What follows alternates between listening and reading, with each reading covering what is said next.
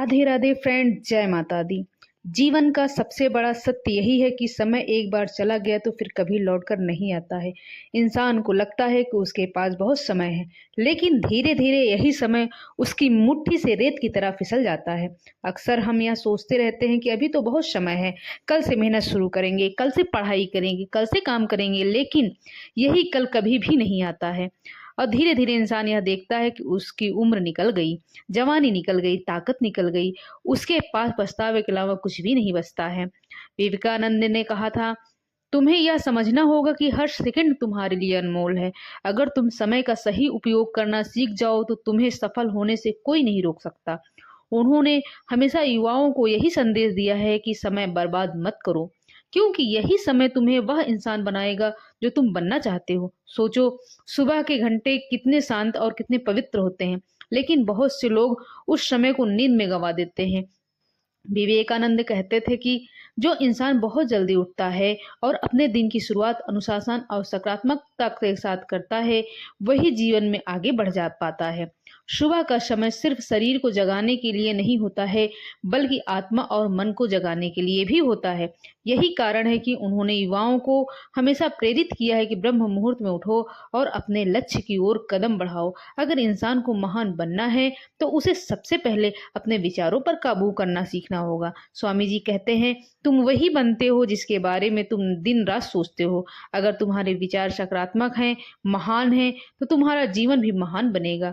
लेकिन अगर तुम्हारे विचार आलस्य, निराशा और नकारात्मक से जुड़े हुए हैं, तो तुम्हारा जीवन भी वैसा ही बन जाएगा। इसलिए उन्होंने कहा है कि विचार को पकड़ो, उसे अपनी जिंदगी का हिस्सा बनाओ, उसी के बारे में सोचो, उसी के सपने देखो, उसी पर जियो। जब तक वह विचार तुम्हारे खून और तुम्हारी नसों में न बहने लगे, तब तक चैन मत लो। आज की दुनिया में लोग अपना समय मोबाइल फोन, सोशल मीडिया और फालतू की चीजों में गंवा रहे हैं। घंटों घंटों बिना सोचे समझे स्क्रीन पर स्क्रॉल करते रहते हैं, लेकिन यह भूल जाते हैं कि यह समय दोबारा नहीं आएगा। यही समय अगर वो अपने सपनों को पूरा करने में, अपनी क्षमताओं को निखारने और अपने जीवन को महान बनाने के लिए लगाएं, तो उनका भविष्य पूरी तरह बदल सकता है। विवेकानंद ने कहा था कि समय का दुरुपयोग करना आत्महत्या के बराबर है। एक किसान अगर समय पर बीज बोता है तो सही मौसम में उसे भरपूर फसल मिलती है, लेकिन अगर वह आलस करता है और समय निकल जाने देता है, तो चाहे बाद में जितना भी मेहनत कर ले, उसके हाथ कुछ नहीं लगने वाला है। इंसान का जीवन भी ऐसा ही है। अगर युवा अवस्था में समय का सही उपयोग कर लिया तो पूरी जिंदगी सुख और सम्मान से जी सकते हैं, लेकिन अगर जवानी आलस्य और बेकार की चीजों में गंवा दी तो बाद में पछतावे के सिवा कुछ नहीं बचता है।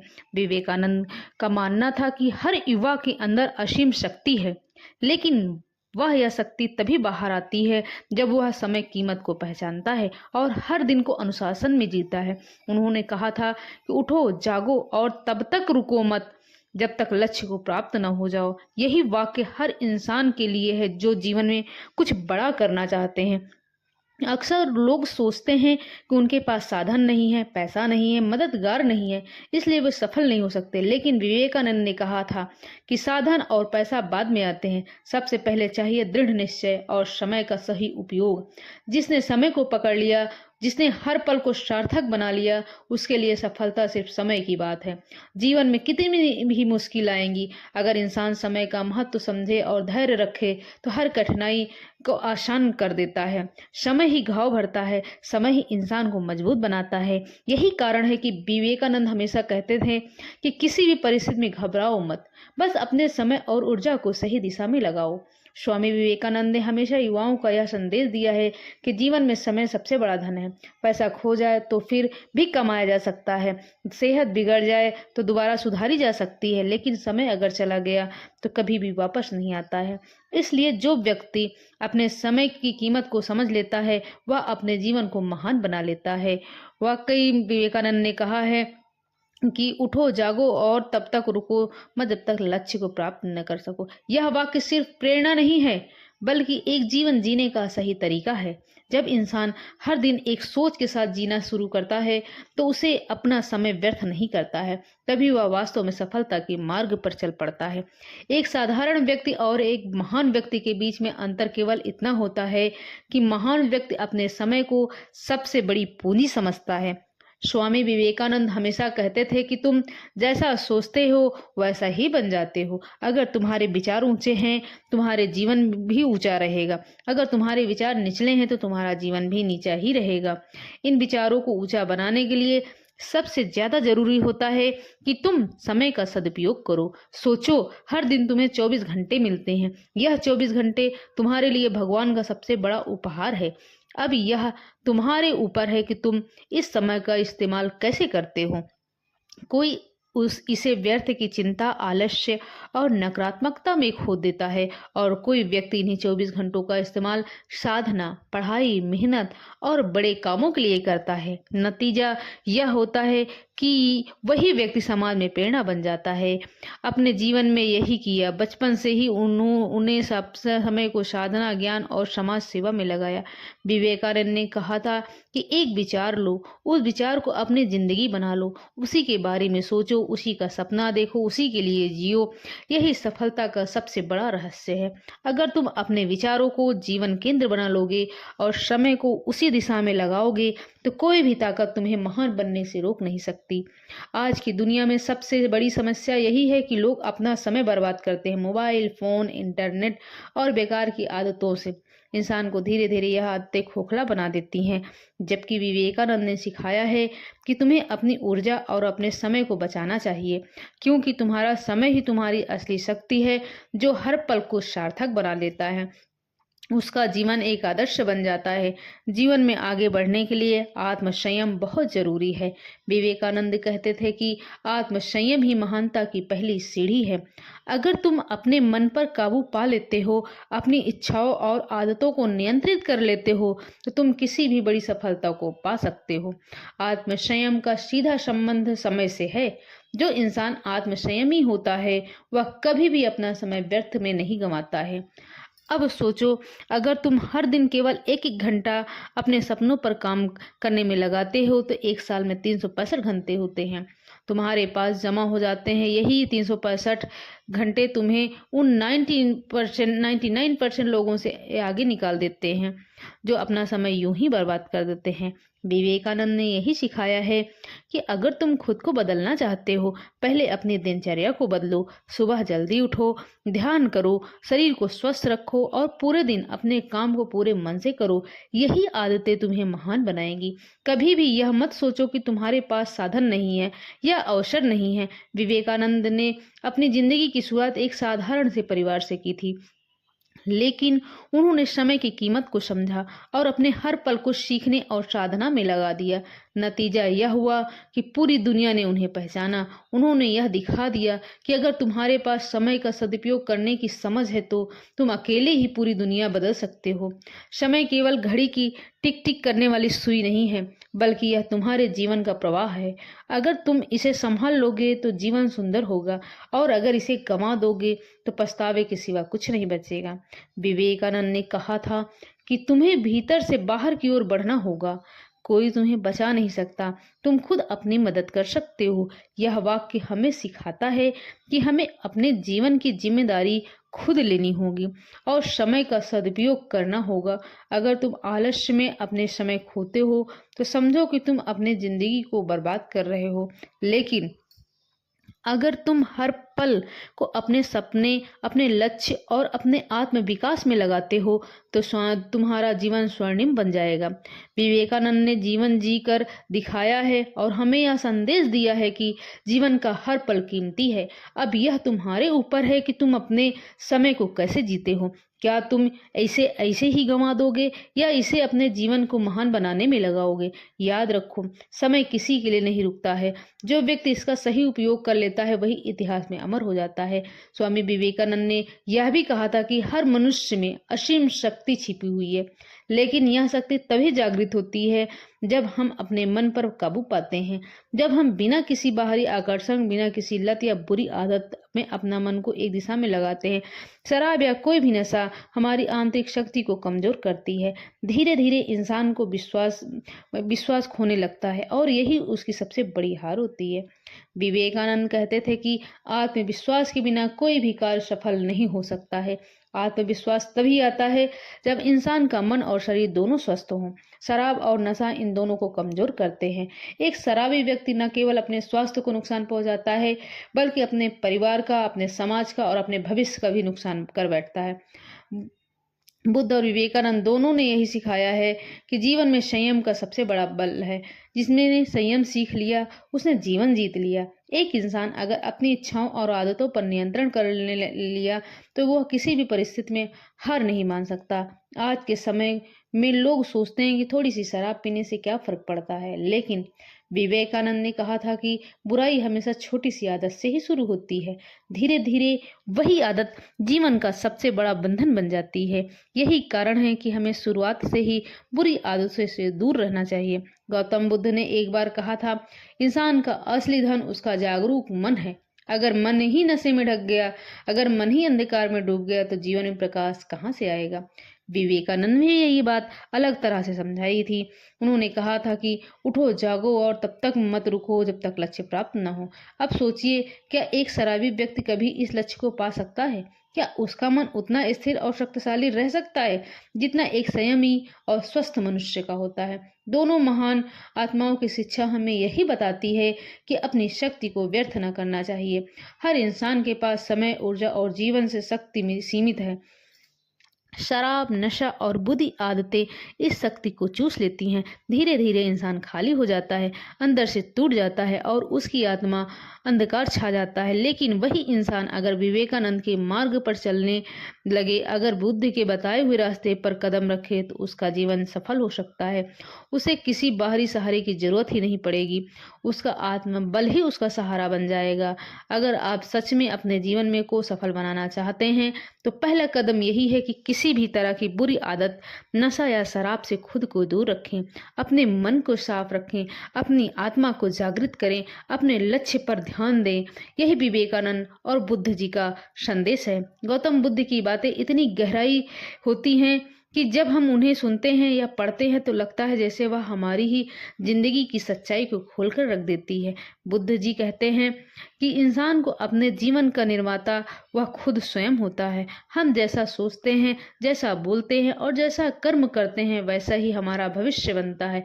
यह बात सरल लग सकती है, लेकिन जब हम इसे गहराई से समझते हैं तो एहसास होता है कि हमारी हर छोटी और आदत हमारे लिए आने वाले कल को गढ़ रही है। बुद्ध ने समझाया है कि दुख का असली कारण हमारी इच्छाएं हैं। जब तक हम उनसे बंधे रहते हैं तब तक चैन और शांति नहीं मिल सकती, लेकिन इच्छाओं का दबाना समाधान नहीं है। असली समाधान यह है कि हम अपनी सोच को नियंत्रित रखें और इच्छाओं की प्रकृति को समझें। उन्होंने यह भी कहा है कि दुनिया में जो कुछ भी है वह परिवर्तनशील है।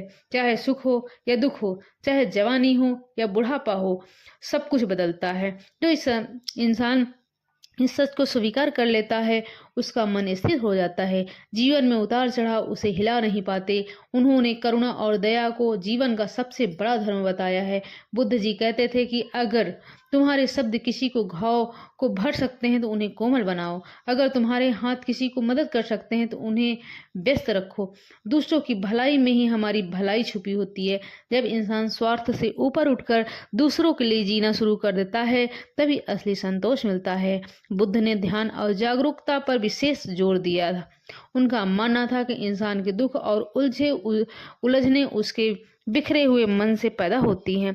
मन हर समय या तो अतीत में भागता रहता है या भविष्य की चिंता में उलझा रहता है, लेकिन जीवन केवल वर्तमान में ही है। जब तक हम वर्तमान में पूरी जागरूकता के साथ जीना सीख लेते हैं तो हमारे भीतर शांति और स्थिरता पैदा होती है। उन्होंने यह भी सिखाया है कि क्रोध, घृणा और ईर्ष्या हमारे सबसे बड़े शत्रु हैं। जब हम क्रोध करते हैं तो वह हमें ही भीतर से जलाता है। बुद्ध जी कहते हैं, क्रोध को पकड़े रहना ऐसा जैसे जैसे जलते हुए कोयले को हाथ में पकड़ लेता है। सबसे पहले जलने वाला तो खुद होते हैं, इसलिए उन्हें क्षमा और धैर्य का जीवन का सबसे बड़ा हथियार बताया गया है। बुद्ध का मार्ग कठिन नहीं था। उन्होंने हमेशा मध्य मार्ग की शिक्षा दी, यानी न तो अत्यधिक भोग विलास में डूबो और न ही खुद को कष्ट में देकर तपस्या करो। जीवन में संतुलन ही सच्चा सुख देता है। उन्होंने कहा है कि आत्मज्ञान किसी दूर के आकाश में छुपा नहीं है, बल्कि वह तो हर इंसान के भीतर है। बस हमें अपने मन को परतों को साफ करना है, और तभी संभव है जब हम सही आचरण, सही विचार और सही ध्यान का अभ्यास करें। जब कोई शिष्य उनसे पूछता था कि गुरु, हम सच्ची शांति कब पाएंगे, तब बुद्ध जी कहते थे कि जब तक तुम यह समझ नहीं जाओगे कि जिसे पकड़ कर बैठे हो वही तुम्हें दुखी कर रहा है, तब तुम स्वतः ही छोड़ दोगे। यही त्याग की असली परिभाषा है। जब पकड़ना व्यर्थ लगने लगे और छोड़ना स्वाभाविक। बुद्ध के उपदेशों का सार यही है कि जीवन को सरल बनाओ, वर्तमान में जियो, करुणा रखो और अपने मन को स्वच्छ रखो। जब हम इन शिक्षाओं को अपने जीवन में उतारते हैं तो न केवल हमारा जीवन बदलता है, बल्कि हमारे आसपास की दुनिया भी रोशन होती है। मनुष्य का जीवन एक अनमोल अवसर है। यह केवल सांसें लेने के लिए नहीं, समय बिताने के लिए नहीं है, बल्कि अपने भीतर छिपी हुई शक्ति, ज्ञान को पहचानने का अवसर भी है। लेकिन अधिकांश लोग इस अवसर का साधारण समझकर गंवा देते हैं।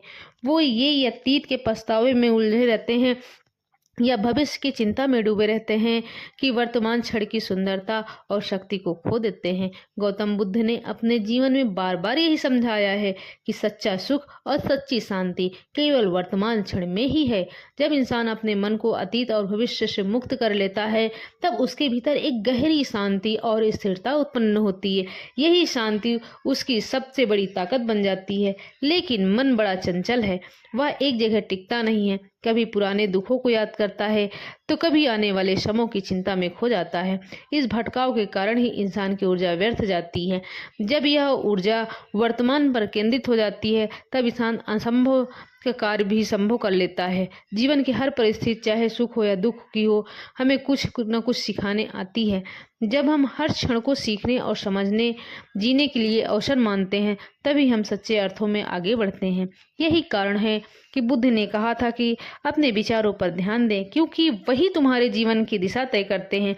अगर इंसान अपने विचारों को नियंत्रित करना सीख लेता है, अपने मन को शांत करना सीख लेता है और वर्तमान में जीना सीख लेता है, तो उसका पूरा जीवन बदल सकता है। भीतर से इतना शक्तिशाली बन जाता है कि बाहरी परिस्थिति चाहे जितनी भी जैसी भी हो, उसकी आंतरिक शांति और स्थिरता कभी डगमगाती नहीं है।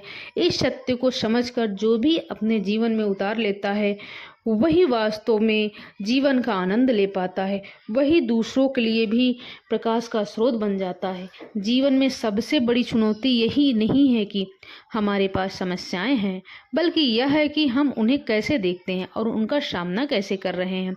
हर व्यक्ति के जीवन में उतार चढ़ाव आते हैं, लेकिन वही इंसान आगे बढ़ पाता है जो कठिनाइयों को अवसर की तरह लेता है। कई बार हमें लगता है कि हमारी स्थिति सबसे खराब है, लेकिन जब तक दूसरों की कहानियां सुनते हैं तो समझ में आता है कि हमारी समस्याएं उतनी बड़ी नहीं है जितना कि हम सोचते हैं। एक व्यक्ति था जो अपनी परेशानियों से दुखी रहता था। उसे लगता था कि उसकी किस्मत ही खराब है और भगवान ने उसके साथ अन्याय किया है। एक दिन वह बुद्ध के पास पहुंचा और बोला, भगवान, मैं बहुत परेशान हूँ। मेरी जिंदगी दुखों से भरी हुई है। कृपया मेरे दुखों का अंत कर दीजिए। बुद्ध मुस्कुराए और बोले, ठीक है, लेकिन उससे पहले तुम एक काम करो। उन्होंने उसे एक खाली थैली दी और कहा, जाओ इस शहर में घूमो और जिस भी व्यक्ति को देखो उससे दुख मांग लो। हर कोई अपने दुख तुम्हें दे देगा और बदले में तुम अपने दुख उसे दे देना। जब लगे कि तुम्हारे पास सबसे हल्के दुख हैं, तब वापस मेरे पास आना। वह व्यक्ति खुशी खुशी शहर में निकल पड़ा। उसने सोचा कि अब उसे अपने दुखों से छुटकारा मिलेगा, लेकिन जैसे जैसे वह लोगों से मिला, उसे समझ आया कि हर इंसान के पास अपने अपने दुख हैं। किसी के पास गरीबी का दुख है तो किसी के पास बीमारी का, किसी के पास रिश्तों का दर्द है तो किसी के पास अपने के खूनों का दुख है। उस व्यक्ति ने महसूस किया कि उसका दुख उतना भारी नहीं है जितना वह समझता था। अंत में उसने सोचा कि सबसे अच्छा यही होगा कि वह अपने ही दुख में वापस रख ले, क्योंकि दूसरे लोगों के दुख उससे कहीं ज़्यादा बड़े थे। वह बुद्ध के पास लौट आया और बोला, भगवान, अब मुझे समझ आ गया है कि दुख तो हर किसी के जीवन का हिस्सा है। फ़र्क बस इतना है कि कौन उन्हें कैसे सहता है और स्वीकार कैसे करता है। बुद्ध ने मुस्कुराकर कहा, यही समझ ही दुख से मुक्ति का पहला कदम है। असल में जीवन में कोई भी दुख अस्थायी नहीं होता है। समय हर घाव को भर देता है, लेकिन अगर हम अपने दुखों को पकड़ कर बैठ जाते हैं तो वे ही गहरे होते जाते हैं। जबकि अगर तुम उन्हें स्वीकार कर लेते हो, उन्हें सीख लेते हो, तो आगे बढ़कर वही दुख हमारे जीवन का सबसे बड़ा शिक्षक बन जाते हैं। इसलिए हमें हमेशा यह याद रखना चाहिए कि जीवन में चाहे जितनी भी कठिनाइयाँ क्यों ना आए, वे हमें तोड़ने के लिए नहीं बल्कि हमें मजबूत बनाने के लिए आती हैं। हमें सिर्फ अपने नज़रिया को बदलना होता है। जो इंसान अपने दुखों को अवसर में बदल देता है वही असली विजेता कहलाता है। यही तो जीवन का सार है। जब हम हर स्थिति में शांत रहते हैं, चाहे वह परिस्थिति कितनी भी कठिन क्यों न हो, तब हमारे भीतर से शक्ति प्राप्त होती है। यह वह शक्ति होती है, यह शक्ति बाहर से नहीं आती है, हमारे मन से ही उत्पन्न होती है। जब मन शांत रहता है, जब मन शांत रहता है तब वह दर्पण की तरह साफ हो जाता है। उसमें हम अपने सच्चे स्वरूप को देख पाते हैं। गौतम बुद्ध कहा करते थे कि मनुष्य का शत्रु बाहर नहीं, उसके भीतर है, और वह शत्रु उसको अशांत बना देता है। यदि मन को साध न लिया जाए, दुख, भय, चिंता और हार की भावना तब सब समाप्त हो जाती है। सोचिए, जिस तरह तूफान में नदी की लहरें उफान पर होती हैं और कुछ भी साफ नहीं दिखाई देता है, उसी तरह जब मन में गुस्सा, डर या चिंता होती है तो हमें सच्चाई नहीं दिखाई देती है। लेकिन जैसे ही पानी शांत हो जाता है, सब कुछ साफ साफ नजर आने लगता है। ठीक वैसे ही जब मन शांत होता है, जीवन की दिशा स्पष्ट दिखाई देने लगती है। शांत मन से हम न केवल अपने परेशानियों का हल ढूंढ सकते हैं, बल्कि दूसरों के लिए प्रेरणा भी बन सकते हैं। ऐसा व्यक्ति कभी टूटता नहीं है। चाहे दुनिया उसके खिलाफ हो, वह भीतर से स्थिर और मजबूत रहता है। इसलिए जीवन की हर चुनौती, हर हार, हर मुश्किल में बस एक ही बात याद रखिए, मन को खाली करो, शांत करो। याद रखो, यही वह कुंजी है जिसे हर दरवाजा खुल सकता है। यही वह शक्ति है जिससे जीवन में असीम सुख, शांति और सफलता प्राप्त हो सकती है। अगर आपके अंदर यह कला सीख लेते हैं या आपके अंदर यह कला आ जाती है, तो फिर जीवन की कोई भी परिस्थिति आपको डगमगा नहीं सकती है। गौतम बुद्ध ने कहा, अगर तुम खुद को पहचान लोगे तो तुम्हें किसी और से कुछ पाने की जरूरत ही नहीं रहेगी। संसार की दौलत, शोहरत और सुख सब कुछ सीमित है, लेकिन आत्मा का प्रकाश अनंत है। जब मनुष्य इस अनंत प्रकाश से जुड़ता है तो उसे ऐसा आनंद मिलता है जो कभी खत्म नहीं होता। शिष्य ने आश्चर्य से पूछा, भगवान, क्या इसका मतलब यह है कि हमें संसार में से भाग जाना चाहिए, अपने कर्तव्यों और परिवारों को छोड़ देना चाहिए? बुद्ध ने मुस्कुराकर कहा, नहीं, संसार से भागना समाधान नहीं है। भागने से दुख खत्म नहीं होते हैं, वे मन में दब जाते हैं और फिर किसी न किसी रूप में उभर जाते हैं। बुद्धिमानी तो यह है कि संसार में रहकर भी अपने मन को वैराग्य में स्थित करना सीखो। यह वैराग्य का असली अर्थ है, बाहर से नहीं, भीतर से संसार को छोड़ना। फिर बुद्ध ने एक उपमा दी, कमल के फूल को देखो, वह कीचड़ में जन्म लेता है लेकिन कीचड़ उसे छू नहीं पाता।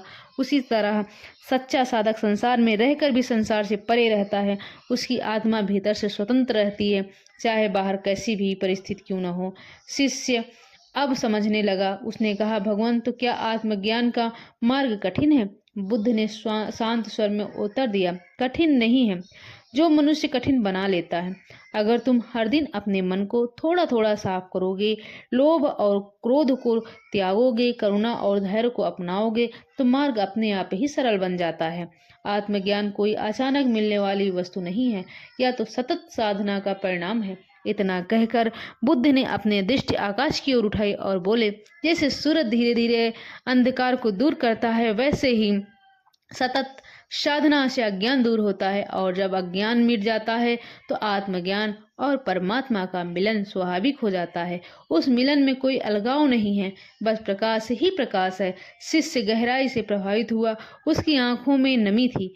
उसने बुद्ध के चरणों में प्रणाम किया और कहा, भगवान, आज मैंने जाना कि आत्मा और परमात्मा का मिलन कोई बाहरी यात्रा नहीं, बल्कि भीतर की यात्रा है।